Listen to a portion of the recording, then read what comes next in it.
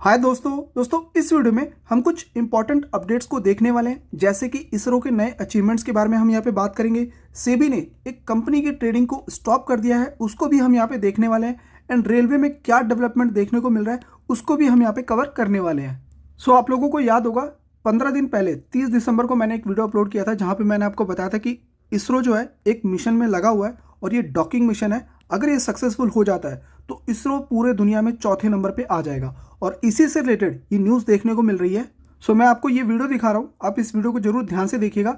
ये डॉकिंग है, 2 small craft को इन्होंने स्पेस में भेजा था और इसमें डॉकिंग करना था, इसको सक्सेसफुली डॉकिंग करना था। अगर ये स्मॉल ही थे, साइज में छोटे थे और ये सक्सेसफुल डॉकिंग यहाँ पे आप देख पा रहे हो।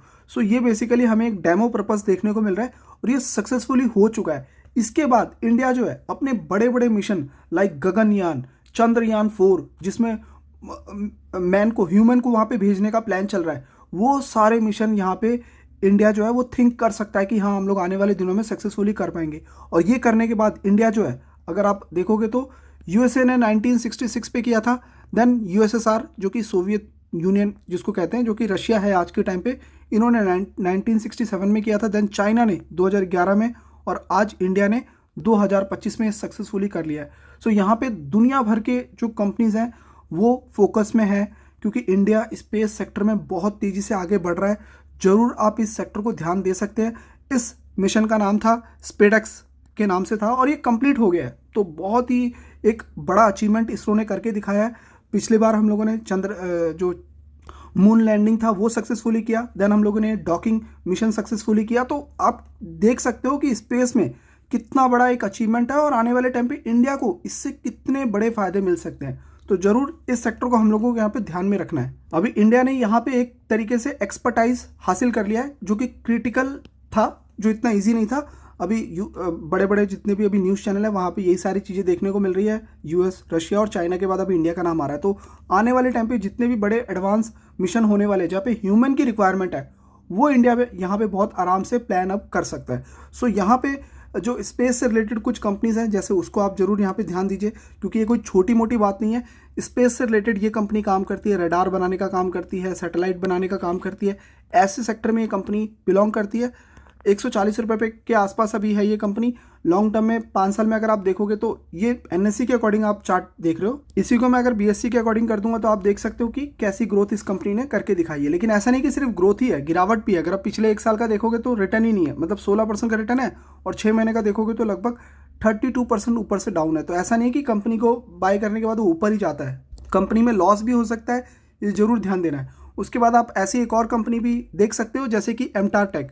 इसने लास्ट टाइम जो मून से रिलेटेड जो मिशन थे इसरो के, ये वो कंपनी है जो अपने कंपोनेंट इसरो को सप्लाई करती है। अभी एमटार है, एमटार ने भी इस इसरो के लिए कंपनी भी काम करती है, मतलब इसका भी कुछ ना कुछ हिस्सा जो है स्पेस से रिलेटेड है। कुछ रेवेन्यू का कुछ पार्ट इसका स्पेस से भी आता है।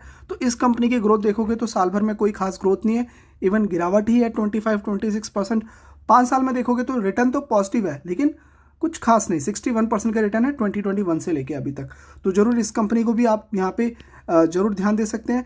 उसके बाद नेक्स्ट कंपनी की मैं बात करूँगा, पारस डिफेंस। ये कंपनी भी इसरो को कंपोनेंट सप्लाई करती है। मैंने वही कंपनी यहाँ पे ध्यान दी है जो इसरो से रिलेटेड काम कर रही है। तो पारस डिफेंस को भी देख सकते हो, नाम में ही आपको समझ आ रहा होगा, स्पेस टेक्नोलॉजी पे काम करती है। ऑर्बिटल के लिए इस कंपनी का काम है और स्पेस को इसरो को भी अपने काम प्रोवाइड करते, जो भी पार्ट्स उसको रिक्वायरमेंट होते हैं। अगर आप इसको भी देखोगे तो साल भर में लगभग 34% की ग्रोथ है, बहुत ही वॉलेटिलिटी के साथ है। 5 साल में अगर आप हम लोग देखें तो लगभग 100% की रिटर्न है 2021 से लेके। लेकिन चार्ट का पैटर्न अगेन बहुत ही वॉलेटिलिटी है। तो इन सब कंपनी में जरूर आप स्टडी कर सकते हैं, अगर स्पेस से रिलेटेड कोई कंपनी को स्टडी करना चाहते हैं तो। उसके बाद नेक्स्ट जो सेक्टर है दोस्तों, वो है रेलवे सेक्टर। आपको अगर आपने टिकट, अभी मैंने रिसेंटली इंडिया विजिट किया, काफ़ी शहरों में मैं गया, काफ़ी सिटी में मैं घूमा, प्लेन से भी गया, ट्रेन से भी गया। ज़्यादातर मैंने ट्रेन को यूटिलाइज़ करना पसंद किया, मैं थोड़ा एक्सपीरियंस लेना चाहता था, बट कई जगह तो मुझे टिकट ही नहीं मिला। अभी यूपी मेरी विजिट था, यूपी में टिकट ही नहीं है। ट्रेन आप चाहे कैसे भी बुक कर लो, सीट ही नहीं मिलती है। तो बहुत सारे इश्यूज़ हैं, ऑलवेज सीट फुल हो जाती है। तो आपने देखा होगा, उसको और एडवांस बनाने के लिए हमने क्या देखा, वंदे भारत आज की डेट में सरकार ने लॉन्च की है। आने वाले टाइम पे बजट में आपको इससे रिलेटेड बहुत सारी चीज़ें देखने को मिलेंगी। अभी बताया जा रहा है, आप देख सकते हो पॉलिसी और इकोनॉमिक टाइम्स की तरफ से ये आ रहा है कि बजट 2025 में इंडिया जो है 3 लाख करोड़ का एक तरीके से बूस्ट दे सकता है रेलवे को, और ये गेम चेंजिंग हो सकता है for modern tickets for you. जैसे कि यहाँ पे अगर आप थोड़ा देखोगे तो कैसे इसको बढ़ाया जाएगा, तो बजट में रेलवे के लिए स्पेशली यहाँ पे बताया जा रहा है कि रेलवे पे फोकस किया जाएगा। 15 से 20% यहाँ पे फंडिंग जो है वो इंक्रीज की जाएगी फॉर और रेलवे के लिए। क्या करेंगे, उसको थोड़ा मॉडर्नाइज करेंगे, जहाँ पे आपको वंदे भारत जैसी ट्रेन देखने को मिल रहे हैं। सेफ्टी का ध्यान रखा जाएगा, कवच सिस्टम जो कि रिसेंटली कुछ टाइम पहले हमने नोटिस भी किया, डी रेल से रिलेटेड कुछ न्यूज़ हमने देखे। फिर उसके बाद और भी बहुत सारी चीज़ें आपको देखने को मिलेगा, सिग्नल हो गया, स्टाफिंग हो गया, इंफ्रास्ट्रक्चर हो गया, ऐसे क्रिटिकल जितने भी सेफ्टी वाले जो एरियाज़ हैं वहाँ पे आपको और भी ज़्यादा चीज़ें देखने को मिलेंगी। तो हम लोगों को यहाँ पे रेलवे में एक अलग बूस्ट देखने को मिलेगा। रेलवे नेटवर्क की मैं बात करूँ, इंडिया में अभी भी है तो बहुत बड़ा नेटवर्क, लेकिन पैन इंडिया नहीं है, उसको बड़ा करना है। इलेक्ट्रिफिकेशन है, मॉडिफिकेशन है, तो ऐसे बहुत सारे काम हैं, तो वो हमें सारी चीज़ें देखने को मिलेंगी। कोल पे ट्रेनें चल रही है, उसको इलेक्ट्रिफिकेशन करना है, तो ये बहुत बड़ा एक गैप है। तो ज़रूर आप इन चीज़ों को ध्यान दीजिए। मैंने 2-3 दिन पहले भी इससे रिलेटेड आपको बताया था कि कंपनीज जो हैं, उस टाइम पे भी मैंने आपको बताया था कि मार्केट में बजट में रेलवे पे थोड़ा ध्यान दिया जा रहा है। तो ऐसे टाइम पे हम लोग ज़रूर बजट में तो हम लोग फोकस कर ही सकते हैं, लेकिन जब मार्केट ऐसे टाइम पे डिप होता है तो ज़रूर हम लोग को और स्टडी करना चाहिए। तो अभी रिसेंटली आपने देखा होगा RVNL में काफ़ी अच्छा जंप है। अभी बाइंग नहीं हो पा रही, मैंने कमेंट पढ़ा कि इसमें बाइंग नहीं हो पा रही है। अभी आई डोंट नो कि ऐसा क्यों देखने को मिल रहा है, बट नॉर्मल ट्रेडिंग हुआ है, ऐसा कुछ नहीं, सर्किट वर्किट तो है नहीं। तो एक बार ज़रूर अपने डीमैट अकाउंट को एक बार क्रॉस चेक कर सकते हैं, ऐसा कुछ प्रॉब्लम तो नहीं है। फिर IRFC के बारे में अगर मैं बात करूँ, इसमें भी हमें जंप देखने को मिला है, ठीक है। इसके बाद अगर मैं और ऐसी कंपनियाँ मतलब रेलवे से रिलेटेड जो बहुत सीरियस काम कर रही हैं, एयरकॉन भी है, आज इसमें काफ़ी अच्छा एक 15% का जंप देखने को मिला। और एक बात करूँ तो रेल टेल की बात करूँ तो ये भी इंफ्रा से रिलेटेड काम करती है रेलवे के लिए, ठीक है। टनल वगैरह का भी काम रहता है इसके पास, तो इसमें भी काफ़ी अच्छा 4% का जंप देखने को मिला है। सो इस तरीके से जो है रेलवे कंपनी जो है अभी फोकस में रहने वाली है अंटिल बजट, क्योंकि बजट आ जाएगा तो फिर थोड़ी फोकस में रहेंगे, तो फिर तो बाइंग हो जाएगा। कोई भी चीज़ मार्केट प्रिडिक्ट करता है पहले, सो बजट से पहले चीज़ें एक्शन में होंगी, बजट के बाद थोड़ी एक्शन में आएंगी, तो ज़रूर ध्यान दीजिए बिफोर बजट। उसके बाद मैं आपको एक न्यूज़ शेयर करने वाला हूँ, इसका नाम आप देखोगे तो पशेली इंडस्ट्रियल फाइनेंस नाम देखने को मिल रहा है। आप देखोगे इसके ट्रेडिंग देखिए कैसे देखने को मिल रहा है। स्टॉप है ना बीच में ही रुक गया है, कितने बजे का, लगभग 11:30 बजे के आस 11-12 बजे से पहले इसको स्टॉप कर दिया। सर्किट पे देखने को मिल रहा है, 78 रुपीज़ पे इसका प्राइस है। इसके साथ कुछ अलग ही हुआ है। अब देखोगे 6 महीने में देखिए कैसी ग्रोथ है। इसीलिए किसी कंपनी में अगर जैसे जंप लगता है ना, उससे थोड़ा ज़्यादा बच के रहिए। भागती हुई कंपनी को कभी भी ध्यान मत दीजिए। अभी इसमें 400% का जंप देखने को मिला है, कितने 6 महीने के अंदर। साल भर में देखोगे तो 400%, 5 साल में अगर हम देखें तो कितना 2000% की ग्रोथ है। देखिए 2000% की ग्रोथ बेसिकली 5 साल में नहीं आई है, वो बहुत कम टाइम में आई है। और कब आई है, 2024 से आई है। 20 रुपये का स्टॉक था, ये 20 रुपये का स्टॉक था 2024 में, और आज ये 78 रुपीज़ पे देखने को मिल रहा है।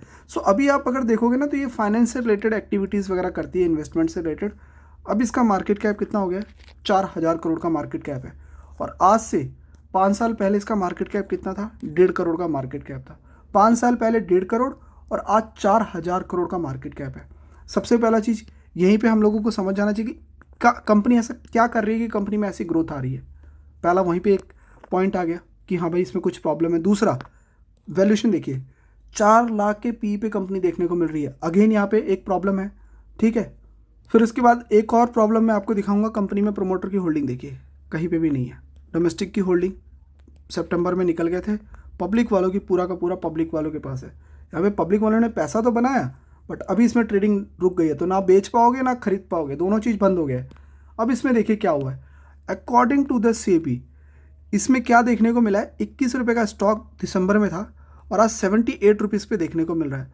तो रेगुलेटर को लग रहा है कि इस स्टॉक में कुछ सर्विलांस किया जाए, जांच पड़ताल की जाए कि हो क्या रहा है, तो इसको ASM स्टेज 4 पे डाल दिया है। कंटिन्यू अपर सर्किट इसमें देखने को मिल रहा है पिछले कुछ ट्रेडिंग से, और इसको थोड़ा सा ध्यान में देख रहे हैं कि इसमें कुछ अलग सी एक्टिविटी देखने को मिल रही है, कंटिन्यूस सर्किट देखने को मिल रहा है। सो यहाँ पे सेबी ने इसमें इन्वेस्टिगेशन लगा दी है, ठीक है, पशेली इंडस्ट्रियल फाइनेंस के ऊपर। 40 करोड़ का मार्केट कैप जो कि 4000 करोड़ पे पहुंच गया पिछले 8 महीने में। ऐसा कौन सा बिजनेस किया इसने, ऐसा क्या किया कि अचानक से ये कंपनी इतना पैसा कमा ली है। तो इसीलिए इसमें जो है आप थोड़ा सा और मैं आपको दिखाऊंगा। यहाँ पे देखो मेंशन किया गया है, लाइक इसका जो है इसके बिजनेस के बारे में यहाँ पे बताया गया है कि जो ये कंपनी है ये कंसल्टिंग सर्विसेज प्रोवाइड करती है रिलेटेड टू होटल्स हो गया, लॉज हो गया, हाउसिंग, मल्टीपल अदर सर्विसेज ये प्रोवाइड करती है। तो जो सेबी के जो ये अश्विनी भाटिया है, इन्होंने बेसिकली जो है ये ऑर्डर पास किया है, ठीक है। तो देखते हैं, अभी तो इसमें पूरा टोटली स्टॉप लग गया, ना बेच सकते हो ना सेल कर सकते हो। तो ऐसी चीज़ों से ज़रूर अलर्ट रहिए। ऐसी कंपनीज मार्केट में बहुत रहती है। स्टॉक मार्केट में सिर्फ ग्रोथ नहीं है, ऐसा सा नुकसान भी होता है। तो बहुत ही सोच समझ के स्टॉक मार्केट में आगे बढ़ना पड़ता है। इसलिए बोला जाता है कि स्टॉक मार्केट में इन्वेस्टमेंट करने से पहले जितने भी डिस्क्लेमर है उसको ध्यान से पढ़े। स्टॉक मार्केट इतना ईजी नहीं है। तो आई होप आपको थोड़ा बहुत समझ आ रहा होगा। फिलहाल इस वीडियो में तो इतना ही। आप मेरे को इसमें फॉलो करके जाइए। मैं आपको ऐसी कुछ इंटरेस्टिंग अपडेट के साथ नेक्स्ट वीडियो में मिलूंगा। तब तक के लिए बाय बाय दोस्तों।